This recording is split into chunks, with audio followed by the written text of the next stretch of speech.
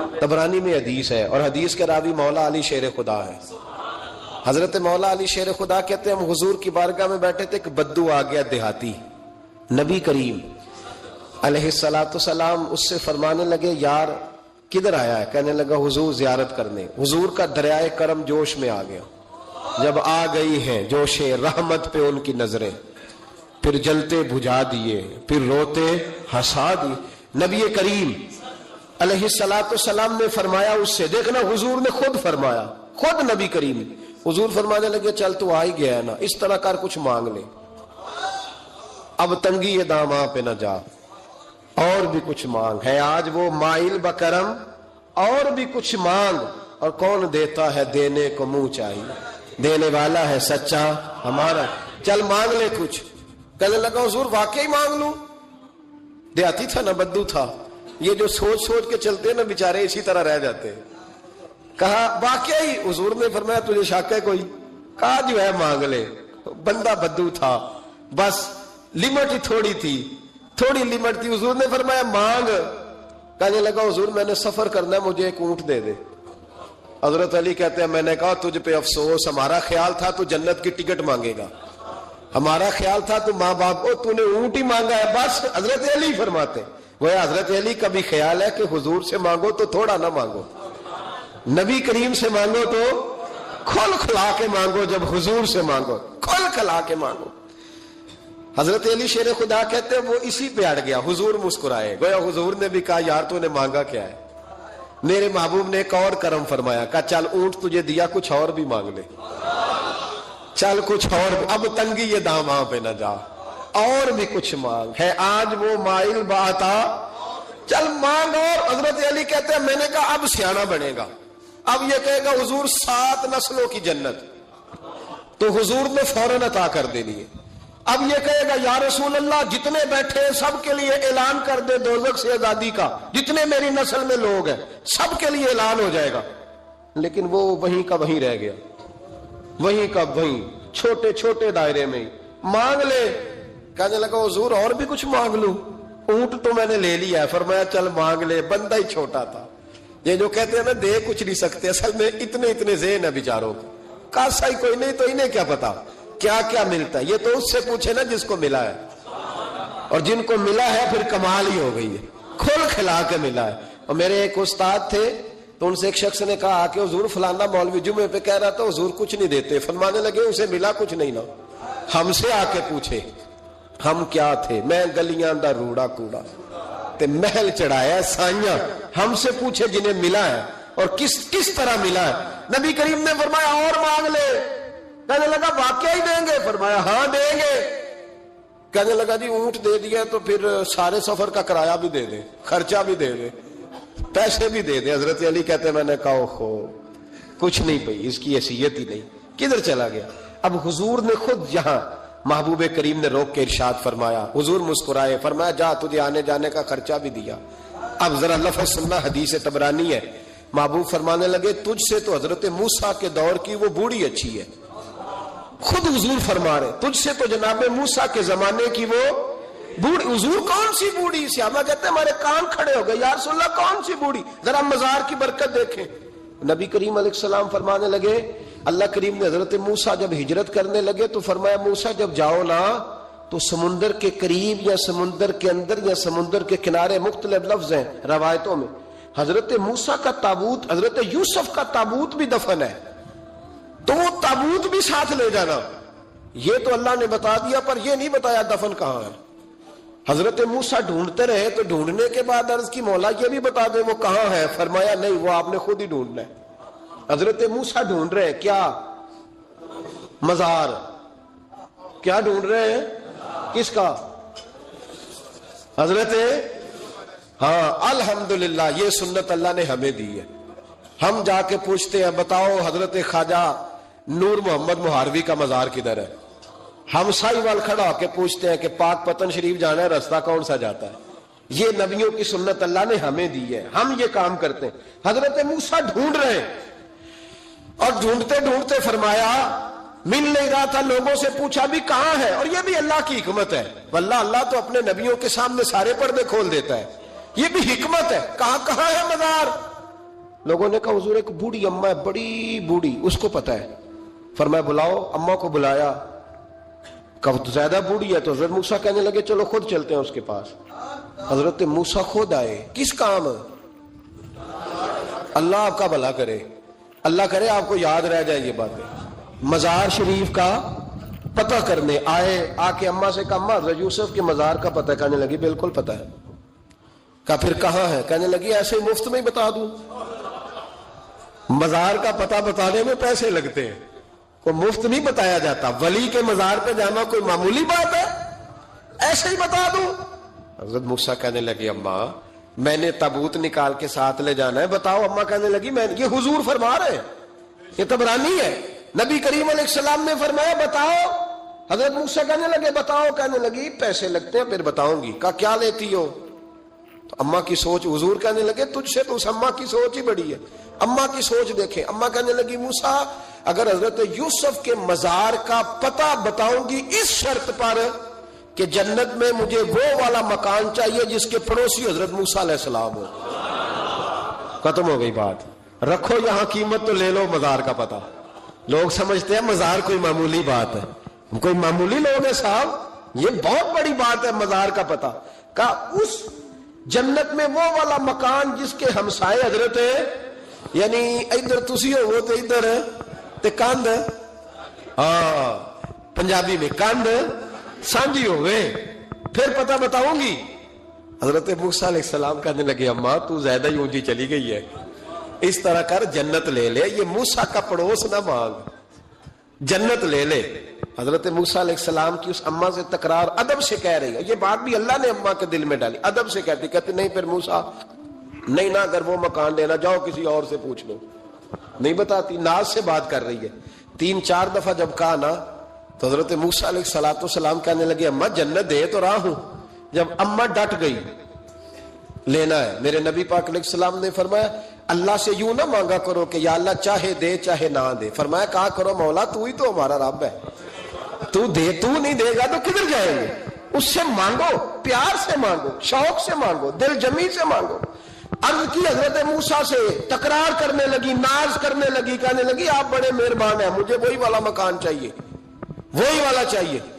حضرت موسیٰ علیہ السلام اللہ کی بارگاہ میں عرض کرنے لگے مولا یہ تو ڈٹ گئی ہے, اب بتا کیا کرنا ہے. تو رب کریم نے فرمایا موسیٰ خود نہیں بول رہی, میری توفیق سے بول رہی ہے, اور میں نے ہی بات ڈالی ہے دل میں. تو اس طرح کر, تو وعدہ کر لے میں انشاءاللہ عطا کر دوں گا. حضرت موسیٰ نے وعدہ کیا تو اماں نے ایڈریس بتایا. بتاؤ مزار کی کتنی برکت ہوئی. بیان کون کر رہا ہے؟ میرے نبی پاک. اور امام خازن نے لکھا ہے جب جناب یوسف علیہ السلام کو دفن کیا گیا نا تو دریا کے کنارے دفن کیا گیا. جس کنارے دفن کیا گیا وہاں سے پانی کی ایک چھوٹی سی نالا گزرتا تھا. کھال بنائے جاتے ہیں نا پانی کے نالے, وہ نالا گزرتا تھا. تو ان کے مزار چونکہ بنا ہوا تھا سنگ مرمر کا, تو جب گزرتا تھا تو جس طرف وہ سارا پانی چھو کے گزرتا تھا وہ علاقہ سرسبز و شاداب ہو گیا. ایک سائیڈ سرسبز ہوئی تو دوسری سائیڈ والے لوگ ناراض ہو گئے, کہنے لگے تمہارے اکیلے کے نبی نہیں تھے, ہمارے بھی ہیں, ہم نکالیں گے رات کو تابوت ادھر دفن کریں گے, ہمیں بھی تو سبزہ چاہیے نا. ہمارے کھیتوں کو بھی اسی دریا کا پانی لگتا ہے پر سبزہ نہیں, لیکن چونکہ حضرت سیدنا یوسف علیہ السلام کے مزار سے چوں کے گزرتا ہے تو تمہیں سبزہ ملتا ہے. اب فیصلہ کیا ہوا؟ امام خازن کہتے ہیں انہوں نے کہا اس طرح کرو حضرت یوسف کو وہیں رہنے دو, تو ایک اوپر سے کھال بنا لیتے ہیں, پانی سارا ادھر سے گزرے گا, آگے جا کے 2 حصوں میں بانٹ لیں گے, آدھا ادھر چلا جائے گا آدھا ادھر چلا جائے گا. کہتے ہیں جب انہوں نے بانٹا تو سارا علاقہ ہی سرسبز و شاداب ہو گیا. میرے مصطفیٰ کریم کا بھی انداز دیکھیں, یہ بخاری ہے, یہ مسلم ہے. حضرت انس بن مالک فرماتے ہیں کہ حضور علیہ السلام نے نا سرخ دھاری دار چادر لی اور حضور نے کندھے پہ رکھی. سرخ دھاری دار چادر نجران سے آیا کرتی تھی تو ذرا سخت ہوتی تھی, کچھ کپڑے سخت ہوتے ہیں نا. فرماتے حضور گزر رہے تھے تو ایک آدمی آیا بھکاری, اس نے حضور کی چادر کو پکڑا پیچھے سے, اسے طریقہ نہیں آتا نا ابھی مانگنے کا, چادر کو پکڑ کے نا یوں کھینچا حضور کی توجہ کرانے کے لیے, جیسے کوئی بچہ کسی وقت پیچھے سے پکڑ کے دامن کھینچتا ہے, کھینچا. حضرت انس بن مالک فرماتے ہیں کہ اس زور سے اس نے کھینچا کہ حضور کی گردن پر میں نے نشان پڑا ہوا دیکھا, نازک وجود اثر, نشان پڑ گیا. حضور نے جب پلٹ کر اس کی طرف دیکھا تو وہ کہنے لگا اے محمد صلی اللہ علیہ وسلم، میں کچھ مانگنے آیا ہوں، مجھے کچھ دیجئے۔ میرا تو دروازہ بھکاری زور سے بجا دیتا تو میں اسے ڈانٹ دیتا، یہ کوئی طریقہ ہے؟ خیرات لینے آئے ہو، قرضہ لینے آئے ہو؟ لیکن جب اس نے کہا نا حضور کچھ دیجئے، تو حدیث کے لفظ یہ ہیں فَالْتَفَتَ إِلَيْهِ فَضَحِكَ۔ حضرت انس کہتے ہیں قربان جاؤں، محبوب نے جب اس کی طرف دیکھا تو حضور نے مسکرانا شروع کر دیا۔ یہ بڑا مشکل کام ہے کہ کوئی گلے میں چادر ڈال کے کھینچے اور انسان مسکرائے، لیکن بریلی کے امام فرماتے ہیں جس کے گچھے سے لچھیں جڑے نور کے، ان ستاروں کی نزہت پہ لاکھوں سلام، ان کے خطبے کی ہیبت پہ بے حد درود، اور ان کی باتوں کی لذت پہ لاکھوں سلام، اور جس کی تسکین سے روتے ہوئے ہنس پڑے، جس کی تسکین سے روتے ہوئے کہتے ہیں حضور ہلکا سا تسکین کرتے تھے، پورا مسکراتے بھی نہیں تھے، تو رونے والا ہنسنا شروع کر دیتا تھا۔ اب یہاں ایک سوال پیدا ہوتا تھا کہ وہ تسکین تو پھر حضور کبھی کبھی کرتے ہوں گے نا، یعنی وہ موج تو کبھی کبھی آتی ہوگی، تو اعلیٰ حضرت نے اگلے مسئلے میں اس کا جواب دے دیا، فرمانے لگے ایسا نہیں تھا کہ پھر لوگوں کو انتظار کرنا پڑتا تھا کہ حضور مسکرائیں گے تو روتے ہوئے ہنسیں گے۔ فرمایا نہیں، جس کی تسکین سے روتے ہوئے ہنس پڑے اس تبسم کی عادت پہ لاکھوں سلام۔ اس مسکراہٹ کے لیے انتظار نہیں کرنا پڑتا، بلکہ یہ تو ہر وقت بہتی رہتی ہے، یہ تو حضور کی عادت ہے۔ اس تبسم کی عادت پہ لاکھوں سلام۔ فَالْتَفَتَ إِلَيْهِ فَضَحِكَ، حضور نے توجہ فرمائی تو مسکرائے۔ اس نے گلے میں چادر ڈال کے کھینچا ہے تو نبی پاک علیہ السلام نے فرمایا دو پہاڑیوں کے درمیان جتنی بکریاں کھڑی ہیں ساری ہی اسے دے دو، ساری۔ اب وہ شخص حضور کی تعریف کرنے لگا، اب اس نے حضور سے ادب سیکھا۔ ہم لوگ جب تھوڑا سا کسی کو سکھانے کا موڈ بنائیں گے، ہمارے ہاں سکھانے کا موڈ نہیں ہے، ہمارے ہاں تو آدمی کو بے ادب قرار دے دیا جاتا ہے۔ مولا علی شیر خدا فرماتے ہیں، امام سخاوی نے القول البدی میں لکھا ہے، فرماتے ہیں کہ حضرت عمر کا زمانہ مبارکہ تھا، میرا بڑا ہی دل کر رہا تھا سرکار کی زیارت کر۔ حضور کے وصال کو کافی سال بیت گئے، دل بڑا پریشان تھا، میں درود شریف پڑھتا پڑھتا سو گیا۔ میں نے خواب دیکھی کہ اللہ کے محبوب فجر کی جماعت کرا رہے ہیں۔ شیر ہویا میں نو ترلے لئی دیاں کدی موڑ میرے ول واگاں، جے خواب میری وچ ایک بار جے آویں میں ساری عمر نہ جاگاں۔ کہتے ہیں حضور نماز پڑھا رہے تھے فجر کی، دو صورتیں سرکار نے پڑھی پر بزا ہی مڑا، بڑا ہی مزہ آیا، بڑا ہی مزہ۔ کہتے ہیں نماز مکمل کر کے نا تو سرکار نے صحابہ کی طرف رخ نور کیا تو ایک صحابی کھجوروں کا ٹوکرا لے کے آئے، یا رسول اللہ تازی کھجوریں پکیاں قبول کریں۔ حضور نے کہ کھجور اٹھائی، صاف کی، کھائی، باقی ایک ایک صحابہ کو بانٹی۔ حضرت علی کہتے ہیں 15-16 صحابہ کے بعد میرا بھی نمبر لگا، کھجور کھائی۔ کھجور کا نہیں، دست مصطفیٰ کا بڑا مزہ تھا۔ کہتے ہیں بڑا ہی مزہ آیا۔ ابھی میں کھجور کھا ہی رہا تھا کہ مسجد نبوی میں اذان ہو گئی۔ مولا علی فرماتے ہیں آنکھ کھل گئی، اٹھ میں گیا پر کھجور کا ذائقہ میرے منہ میں ابھی بھی موجود۔ اب اس پر پورا باب باندھا ہے شاہ عبدالحق الہ آبادی نے۔ وہ کہتے ہیں کہ حضور جس کو خواب میں کوئی چیز دیتے ہیں وہ حقیقت میں بھی اسے دیتے ہیں، وہ خواب میں نہیں ہوتی، وہ حقیقت میں ہوتی ہے۔ پورا باب ہے، بہرحال عنوان پہ رہنا چاہتا ہوں۔ حضرت علی فرماتے ہیں میں اٹھا، وضو کیا، سنت پڑھی، مسجد چلا گیا، جا کے صف میں بیٹھ گیا۔ عمر فاروق آئے جماعت کرانے۔ کہتے ہیں عمر نے نماز شروع کی تو مجھے جھٹکا تب لگا جب عمر نے بھی وہی صورت شروع کر دی جو خواب میں سرکار نے پہلی رکعت میں پڑھی۔ میں سمجھا اتفاق ہے، لیکن کہتے ہیں دوسرا جھٹکا جب لگا جب دوسری رکعت میں حضرت عمر نے وہ صورت پڑھی جو حضور نے خواب میں دوسری رکعت میں پڑھی تھی۔ کہتے ہیں میں اب بڑا پریشان ہوں کہ یہ بات کدھر کی کدھر جا رہی ہے۔ مولا علی شیر خدا فرماتے ہیں نماز مکمل ہوئی تو کھجوروں کا ٹوکرا بھی آ گیا۔ فرماتے ہیں اب تو میری حیرت کی حد نہ رہی۔ حضرت عمر نے کھجور اٹھائی، صاف کی، کھائی، دوسرے صحابی کو، تیسرے کو، چوتھے کو، 15-16 صحابہ کو ملی، مجھے بھی دی۔ کہتے ہیں کھجور کھائی، مزہ بڑا آیا۔ حضور سے تو دوسری مانگنے کو دل کرتا تھا پر مانگی نہیں تھی، ادب تھا۔ عمر سے تو یرانہ تھا نا اپنا۔ ایک کا رشک دیکھیں، آپس میں رشک دیکھیں، حسد نہیں، رشک۔ فرماتے ہیں یرانہ تھا نا، تو میں نے عمر سے کہا یار ذرا ایک کھجور اور دینا نا ذرا ایک کھجور. تو کہتے ہیں جناب عمر فاروق نے کھجور اٹھائی, صاف بھی کی, میں سمجھا ملنے لگی ہے, اٹھائی بھی صاف بھی کی, اور دوسرے صحابی کی طرف ہاتھ بڑھایا, میری طرف دیکھ کے ہلکا سا مسکرائے, فرمانے لگے علی ایسے نہ کر, اگر رات کو نبی پاک سے دوسری لیتا تو میں بھی سویرے تجھے دوسری دے دوں.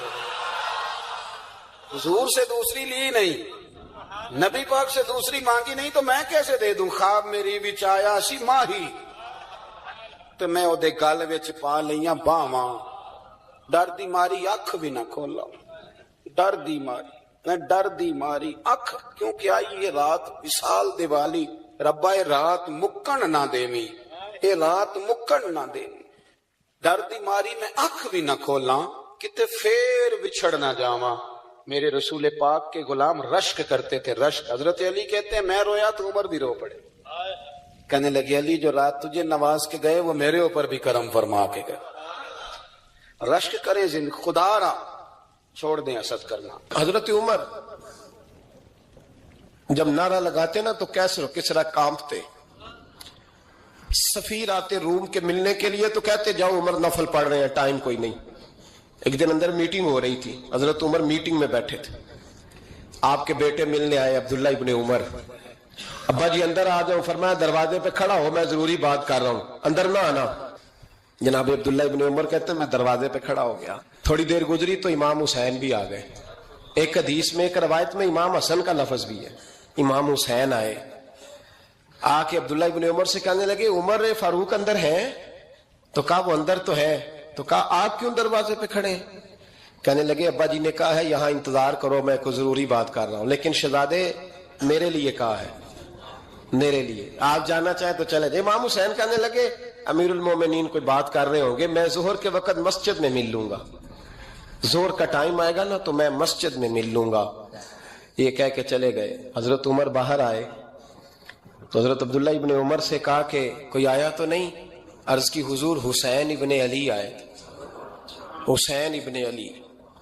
تو کہا اندر کیوں نہیں بھیجا؟ کہا میں نے کہا تھا بے شک چلے جائیں, لیکن وہ کہہ رہے تھے کہ میں ظہر کے وقت مسجد میں مل لوں گا. تو سیدنا عمر فاروق فرمانے لگے عبداللہ تجھے تیری ماں روئے, حسین کو کیوں واپس بھیجا؟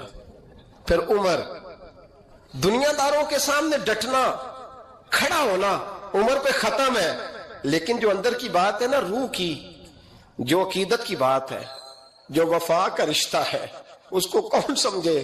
یہ جو روح کی مجبوریاں ہیں, یہ جو وفا کی مجبوریاں ہیں, اسے لوگ کیا سمجھیں؟ انہیں کیا پتا کہ مرشد کے بیٹے کے پیر چومنے میں حسن کیا ہوتا ہے. انہیں کیا پتا کہ جب استاد کا بیٹا گھر میں آتا ہے تو دل کرتا ہے مکان بیچ کے اسے دے دیں, اس کے باپ کی نیکیاں بڑی ہیں. جناب عمر فاروق دوڑے گئے, امام حسین کے دروازے پہ دستک دی. امام حسین باہر رکھا, شہزادے یار ملنے آئے تھے, بغیر ملے کیوں آ گئے؟ عرض کی کہ آپ مصروف تھے, آپ کے اپنے بیٹے بھی دروازے پہ کھڑے تھے, تو میں واپس آ گیا. امام حسین کہتے عمر جذبات میں آ گئے, سر سے پگڑی گر گئی, کہنے لگے حسین میرے بیٹے کا اور حسین کا کیا مقابلہ؟ کیا اس کی ماں کا نام فاطمہ الزہرا ہے؟ کیا اس کی نانی کا نام خدیجہ الکبریٰ ہے؟ کیا اس کے نانے کا نام محمد مصطفیٰ ہے؟ اور پھر سر سے پگڑی اتری تھی, اپنے بال زور سے پکڑ لیے, کہنے لگے حسین میں نا مکے میں اونٹ چرایا کرتا تھا اور ڈنڈوں سے مار کھاتا تھا اپنے باپ سے. یہ جو آج ساری دنیا میں عمر کے نعرے لگتے ہیں, یہ تیرے نانے کا صدقہ ہے. شہزادے میری وفا اور میری وفا میں جب تیرا دل کرے نا توڑ کے آ جایا کر. عمر تو لوگ, ایک دن امام حسین نے آ کے نا جناب فاروق اعظم سے کہا, خطبہ دے رہے تھے بچوں کی طبیعت شروع میں, پتہ نہیں کیا بات آئی امام حسین کے دل میں, کہنے لگے عمر نیچے اترو, یہ میرے نانا کا ممبر ہے.